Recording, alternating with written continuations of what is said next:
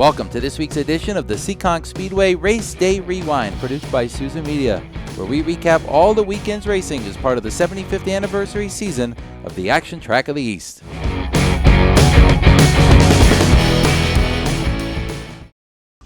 The Seekonk Speedway podcast series is a production of Seekonk Speedway and Souza Media. For more information on Souza Media, visit kylesouza.com. And for more information on Seekonk Speedway, visit seekonkspeedway.com. On this week's edition of the Seekonk Speedway Race Day Rewind podcast, we'll talk to Radical Rick Martin, coming off a big win in the Seekonk Sport Trucks and a solid second-place finish in the Pro Stock 40-lap feature.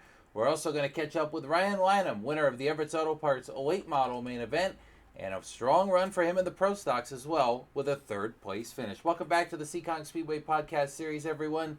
My name is Kyle Souza, the owner of Souza Media, back with you once again to recap all of the NASCAR Advanced Auto Parts weekly racing series action at the Seekonk Speedway from Saturday night, May 15th, the third NASCAR Saturday night event of the 2021 season. Of course, we had opening day was on a Sunday afternoon, but the NASCAR Saturday night showdowns taking place on May 8th and May 15th, kind of feeling like normal a little bit in 2021. Before we kind of get going with last week's action, do want to talk about the elephant in the room. We are going to be back at 100% capacity starting on May 29th. That is a big deal for us and all of our fans, so really looking forward to getting back to the new normal and welcoming back the fans in at much larger capacities than we have been. Started off at 12%, got up to 25%, and now up to 100% as of May 29th, and that means our Memorial Day Thrill Show on May 29th will be at 100% capacity. So really looking forward to that. Now, let's take a look back at the NASCAR Advanced Auto Parts Weekly Series racing action from May 15th. A great night of Saturday night racing. Beautiful day out at the track. And a quick night. Not a lot of cautions in most of the features. Nice solid night of racing. So, let's start it off with the Everett's Auto Parts late model division. You know what? Let's wait. Let's wait for the late models. I'll instead start it off with the Helger South Coast Power Equipment Sportsman division. The biggest race of the night, the Phil's Propane Triple Crown Series, kicks off with the Sportsman division presented by Helger's South Coast Power Equipment, as they are each and every week. But the Phil's Triple Crown Series, we've talked about it before on the podcast, the three-race series with extra laps and a championship on the line for strictly those three races. So first time for the Sportsman, 10 extra laps for them, and it's Chad Baxter who returns to Everett's Auto Parts Victory Lane. 2 wins in 3 races now for that RLS performance number 0. Some people say it looks like a 10 on the paint scheme, but they promise they have it registered as the 0. And Chad Baxter takes home the big win in the 35-lap main event. Really a strong ride for him over the first couple weeks. There's been no doubt that he's been the fastest car in the Sportsman field each and every week, and he showed it again on Saturday night. A very impressive run, able to get around cars on the outside lane 3 wide. And that's not something we've seen done in the Sportsman in a long time. I remember maybe 10, 15 years ago, Ryan Lineham was able to do it. That guy named Pepe was able to do it. However, I haven't seen it done in a long time, and Chad was able to do it on Saturday night en route to his win in the Phil's Propane opener for the Sportsman division. Second place on the track going to Adam Petty. Craig Bianco was third.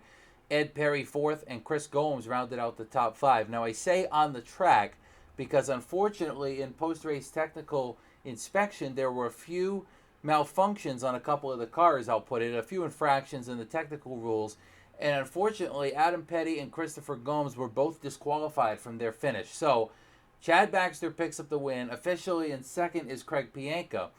Ed Perry third, Don Perry was fourth, and Kevin Casper rounded out the top 5. Kevin driving the Scott Bruno number 74. Scott not able to race this year due to a medical issue, so Kevin Casper bringing it out, the Phil's Propane driver for the Phil's Propane race, and ends up with a top 5 finish. Early on in the race, it was Colby Lambert, who's really getting his feet wet in the Sportsman and coming to the front of the field. He led a lot of laps on Saturday, not able to finish it off. Car looked like the handling kind of went away there at the end of it, but still a strong run for him to lead some laps early. Once Baxter got to the top spot, there was absolutely no denying that RLS performance number 0. Again, third straight week that he's had the fastest car in the field and able to pick up 2 of the victories in the Sportsman division in the first 3 weeks. So that's something we're going to be keeping monitor on as the season goes along. See if Chad Baxter can continue to dominate this division like he's done in the first couple of weeks. So congratulations to him, Richard Sprague, and the number 0 team. Of course, everybody a little bit too early possibly to look at the point standings, but Baxter also able to jump into the points lead with that victory on Saturday night. Nice run there. Joe Kohler second in points after the first couple of weeks, and Ed Perry's had a couple top fives in a row in the number 1 machine. All right, on to our next division as part of the recap podcast. This will be the Chaz Auto Body Sports Trucks class with a 25-lap feature on Saturday night, their third race of the season as well. You look back at the first 2 races, the story was Barry Shaw Jr. in the Everett's Auto Parts number 85. He, much similarly to Chad Baxter, the fastest car in the sport truck division in the first 2 weeks of the season. In week 3, I'm not going to say he wasn't the fastest car because I do believe that Barry had the fastest car out there on Saturday night, but he was not able to get around your leader and eventual race winner, Radical Rick Martin. And it was a big win for Martin, picking up kind of right where he left off years ago in the sport truck so far this year. Strong runs inside the top 5 and picks up the win on Saturday night in that number 14. Now Martin picking up his 96th career Seekonk Speedway win. Big deal for him as he closes in on 100 wins. Of course, George Summers, the only driver to do that in Seekonk Speedway history, gets to that 100 race mark. And Martin's already at 96, so he's just a couple of way from getting there. Shaw, able to finish second. I mentioned he's been the fastest truck. Again, I do think that was the case again on Saturday night. However, not able to pick up the win. Martin did a great job slowing up the bottom, almost essentially blocking Shaw, but he did what he had to do to pick up the win. So Shaw finishes second. Brittany Campbell had a great run. New truck for her this year. Still trying to break out some of the bugs on it. Tough couple of first weeks, but she's able to recover with a nice solid third place finish this week. Richie Murray was 4th, the defending sport truck champion, and Mike Duar rounding out the top 5 in the 25-lap feature. Now Murray spun out early in the race, attempting to get by Barry Shaw. They made a little bit of contact, and Murray had to go to the tail end of the field. So an impressive run to get back up inside the top 5. The defending sport truck champion, as I mentioned, has been a top 3 truck in the first couple of weeks of the season. Interested to see how the rest of the season rolls for that Murray kit. So there you have the sport truck recap. So far, Chad Baxter, a winner in the Sportsman, and Radical Rick Martin in the Chaz Auto Body Sport Trucks taking the number 14 to victory lane. We're going to take a quick break on the Race Day Rewind podcast. The rest of that Pro Stock feature, 40 laps in distance, the third race of the season. In week 1, we saw Dave Darling take his dominance back to prime form, pick up the big win of the 40-lap season opener. In week 2, it was Tom Scully Jr., a former champion in the Pro Stock division, able to jump out and pick up the win in the second race of the year. And then in week 3, this past Saturday night, no surprise there, Dave Darling back in Everett's Auto Parts victory lane for the second time in 3 weeks behind the wheel of that Johnson Landscaping Bristol Toyota number 52. Now, Darling had the fastest car again on Saturday night, but again, typical to what we've seen over the past couple of years, not an easy route to Everett's Auto Parts victory lane for Dave Darling. He's got to come from the back of the field, but with the way that car is set up and the speed they're able to put together under the hood of that machine, it's not been much of a problem for Darling to be able to come from 10th, 12th, 8th like he did on Saturday night, get to the front, and return to Everett's Auto Parts victory lane. So Darling picks up the win of the 40-lapper, but it was not easy for him or anybody else out there because Ryan Lineham, we're going to talk to him here, I believe, in a little bit, but Lineham had a really fast number 10, the RLS Performance Machine. Again, that's probably basically the second straight week he's been the fastest car for most of the feature. He's able to lead a ton of laps on Saturday night, 34 of them to be exact, behind the wheel of the number 10. And at this point, he was going for his second straight win in the same night. He did win the Everett's Auto Parts late model 30-lap feature. I'll get to that in a bit. But he was looking for 2 wins in one night. He leads 34 laps, and a caution with 6 laps to go slows the action up. Darling on the outside pole, and Darling basically blew him away on the restart, drives away into the night and into Everett's Auto Parts victory lane. Lineham able to settle for third place in the race. I mentioned Rick Martin was second, so you got Darling winning it, Martin second, Lineham third. Mike Brightman, a nice run for fourth place. That car looked really good on Saturday night, able to get a nice solid top 5 finish. And Ryan Kuhn continues to creep around the top 5 in the Pro Stocks with a 5th place finish behind the wheel of the Everett Auto Parts number 72. Going into the year, their plan not to run full-time at Seekonk in 2021. However, with the success they've had in the first couple weeks, he is second in the championship standings, only 14 points behind Dave Darwin. Darwin able to jump out here a little bit as the season gets underway, and in his quest for that historic 8th championship, he does lead the points after week 3, but Kuhn coming off a nice solid finish on Saturday night. Once again, Ryan Kuhn able to pick up the 5th place finish and now is second in the point standings in the Pro Stock division. So something to watch there to see if Kuhn continues to run. I do believe he will be back in action this coming Saturday night, the 22nd. So who knows what the season might bring for him. So the Pro Stock division, 3 weeks in, Dave Darwin's won 2 of them. Tom Scully Jr., the other. Tough night for Tom on Saturday, not inside the top 5. However, somebody else we're watching, Dylan Estrella, who we thought coming into the year was going to be the major threat to Dave Darwin's championship. He still may be, but it's been kind of a weird first couple weeks for him. They've struggled with the car, still able to get top 5 finishes. However, on Saturday, he spun out late after some contact with Colby Fournier and was relegated to a 10th place finish. So he's 4th in the championship heading into week 4. See if Estrella can get back on track this coming Saturday night. The Everett Auto Parts late models, I mentioned, also back on the track for a 30-lap main event, the other of the NASCAR Advanced Auto Parts Weekly Racing Series feature races on Saturday. And in that one, it's Ryan Lineham taking down the win. Started on the pole in the 30-lapper and agreeing to checker race for the late model gang on Saturday night. Great job out there on the track. That earned them a $100 bonus. And I believe that was courtesy of Devin Deshays Motorsports for a $100 bonus for agreeing to checker race. So great job by the late models on Saturday. Again, Lineham starts on the pole, picks up the win in his first late model race of the year. He was kind of bringing that car out to get ready for the Phil's Propane Triple Crown Series 45-lap feature, which will come up this coming Saturday night, the 22nd. And it worked out good. Gets out there, shakes it down, a brand new car for him. And they showed a lot of speed right off the truck for a brand new crease of equipment, which, as Lineham mentioned at Victory Lane, is kind of rare. You usually don't bring out a brand new car and go out there and do what he did on Saturday night and literally kind of dust the field away and agreeing to checker race. So Lineham picks up the big win.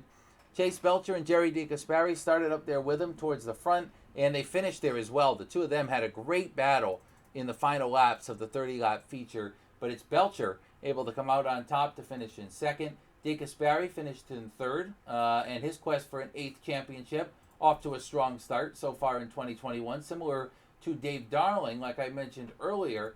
DeGasperi going for an 8th championship, looking for his 8th title in the late models this year, and he's off to a good start. A couple of strong finishes, couple of third-place efforts, and then I believe it was a 7th in week 2. But DeGasperi is 3rd in the championship early on in the season. Belcher 2nd, DeGasperi was 3rd. Charlie Rose, that is one name to watch in 2021. He has been quick in his own build. He built that car on his own, the number 91, and he's got another top 5 finish in week 3. So Charlie Rose, the one to watch so far this year. He finishes in the 4th spot, and Mark Hudson, nice solid run for 5th for him. A couple guys I wanted to mention that have kind of been the class of the field so far in the first couple weeks. You've had Josh Hedges, who finished 4th the first 2 weeks. He finished back in the 9th position in week 3. Had a little bit of an off night, an incident with some of his tires that was a mistake, and that didn't work out too well for him. So unfortunately, Hedges outside the top 5. Vinny Renegado was back in the 7th position, 7th or 8th. It was 7th or 8th for him, Vinny. Not a great night for Vinny Renegado. The car did not seem as quick as it did the first couple weeks, but I suspect that maybe they were not on brand new tires. They may have been on old tires. So he finished at the bottom of the top 10, and it was Tommy Adams outside the top 10 after winning in week 2. Adams, of course, had that struggle at the end of week 1 with the Renegado. Adams finished way in the back in week 1. Here in week 3, Adams able to finish outside the top 10. So finish at the back, a win, and a finish just outside the top 10 for Tommy Adams. The point standings after week 3, Renegado leads by just 2 points over Charlie Rose, 4 points over Jerry DeGasperi, and Josh Hedges is 4th, 12 points back, and then back in 5th, 22 back, is Chase Belcher. So late model division, green to checker, nice solid run. Looking forward to seeing what they have coming up next Saturday night. It will be round 1 of the Triple Crown. We'll talk about that a bit later. For now, we're going to take a quick break. When we come back, we're going to welcome in Flying Ryan Lineham, who picked up the win in the 30-lap late model feature, and also talk to him about that strong pro stock effort and a solid third place in that feature. We'll be right back.